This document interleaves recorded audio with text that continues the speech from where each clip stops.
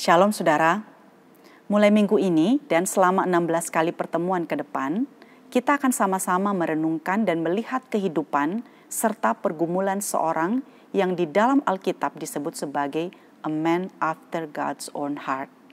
Seorang yang hidupnya berkenan di hati Allah, yaitu Daud yang kisahnya dicatat di dalam 2 Samuel.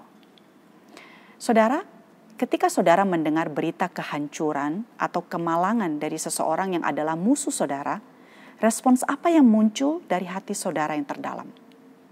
Apakah saudara senang bersuka cita atau sebaliknya saudara sedih dan berduka walaupun selama ini dia adalah musuh? Mungkin pada umumnya kita akan senang dan berpikir bahwa akhirnya Tuhan mendengarkan doa-doa kita dengan membinasakan musuh kita. Nah, kitab 2 Samuel, saudara, mencatat kelanjutan kisah kerajaan Israel setelah kematian Saul. Di pasal terakhir 1 Samuel, penulis mengisahkan tentang kematian Raja Saul, di mana di dalam peperangan dengan bangsa Filistin, seorang pemanah melukai Saul dengan parah. Dan Saul kemudian mengambil pedang dan menjatuhkan dirinya ke atas pedang itu karena dia tidak mau kalau bangsa Filistin kemudian menangkapnya dan menjadikannya sebagai permainan. Hal ini dicatat di dalam 1 Samuel 31 ayat yang keempat. Di dalam 1 Samuel 16 sebelumnya, saudara, penulis mengisahkan bahwa Samuel mengurapi Daud untuk menjadi raja Israel berikutnya, untuk menggantikan Raja Saul yang saat itu, saudara, sudah ditolak oleh Tuhan. Nah, ketika Daud diurapi, dia tidak diberitahu kapan dia akan menjadi raja. Dia tidak diberitahu berapa lama dia harus menunggu sampai hal itu menjadi kenyataan. Kitab 1 Samuel bahkan menceritakan bahwa setelah Daud diurapi menjadi raja, Raja Saul secara konsisten dan terus-menerus berusaha untuk membunuh dia.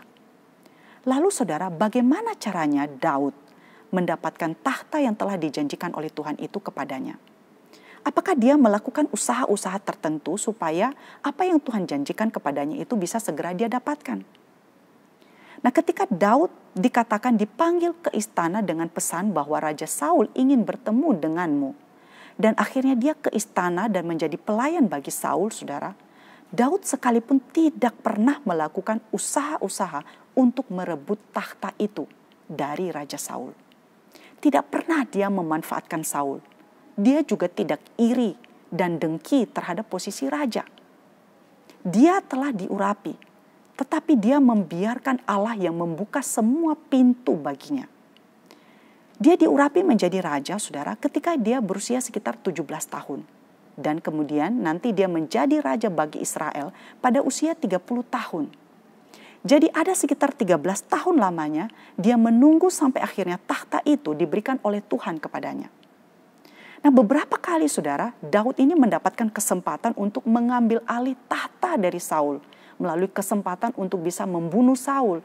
Karena waktu itu Saul terus-menerus mengejar dan ingin membunuhnya. Namun saudara, Daud tidak melakukannya. Mengapa saudara?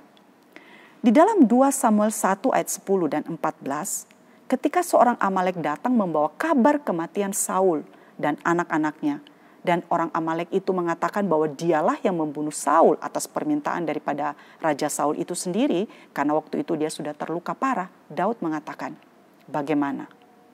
Tidakkah engkau segan mengangkat tanganmu memusnahkan orang yang diurapi Tuhan? Saudara, Daud sangat mengerti bahwa Saul menjadi raja adalah karena Allah yang mengangkatnya. Allah yang memilih Saul untuk menjadi raja. Jadi meskipun dia sudah diurapi untuk menjadi raja menggantikan Saul, namun Daud menunggu dan membiarkan Allah sendiri yang akan membukakan pintu itu baginya.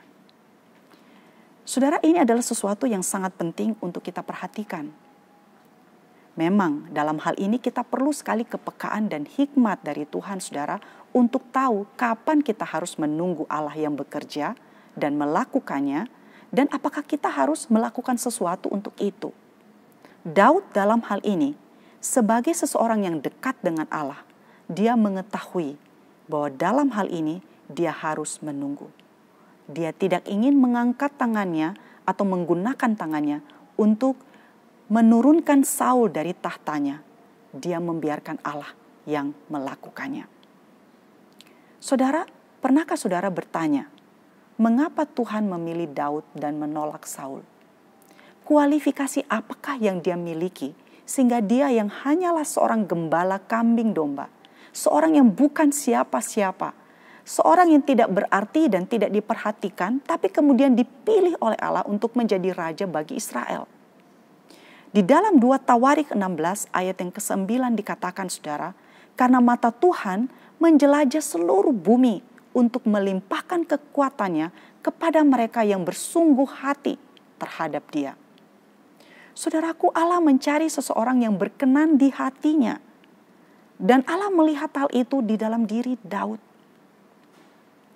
Apakah artinya menjadi seseorang yang berkenan di hati Allah? Itu artinya saudara adalah seseorang yang mempunyai hidup yang seirama dengan Allah. Yang penting bagi Allah juga penting bagi dia. Yang menjadi beban Allah juga adalah beban bagi dia. Ketika Allah berkata belok ke kanan, dia akan belok ke kanan. Ketika Allah berkata hentikanlah itu dalam kehidupanmu, maka dia akan menghentikannya. Nah, apakah yang Allah cari dalam diri seseorang untuk dipakai menjadi alatnya, saudara? Dia mencari seseorang yang bersungguh hati terhadap dia. Seseorang yang menaruh perhatian kepada hal-hal yang menjadi perhatiannya. Bersuka untuk hal-hal yang menyukakan hati Allah. Dan berduka untuk hal-hal yang mendukakan hatinya. Allah melihat hal ini di dalam diri Daud, saudara. Hati yang sungguh-sungguh. Dia melihat hati seorang hamba yang sungguh-sungguh mengasihi Allah dan takut akan dia. Apakah saudara memiliki hati seperti itu? Apakah kita memiliki hati seperti itu? Saudara, kita selalu tercengang dan kagum dengan kualitas-kualitas tertentu yang kelihatan yang dimiliki oleh seseorang. Seseorang yang tampan, yang berkarisma, yang cemerlang, yang sukses dengan catatan pribadi yang mengesankan. Namun kita tahu bahwa bukan itu yang dilihat oleh Allah. Mata Allah mencari seseorang yang bersungguh hati terhadap dia. Ketika Daud mendengar kabar kematian Saul, bukankah seharusnya Daud bersuka cita dan senang mendengarkan kabar itu? Bukankah seharusnya dia senang karena sekarang takhta itu akan menjadi miliknya?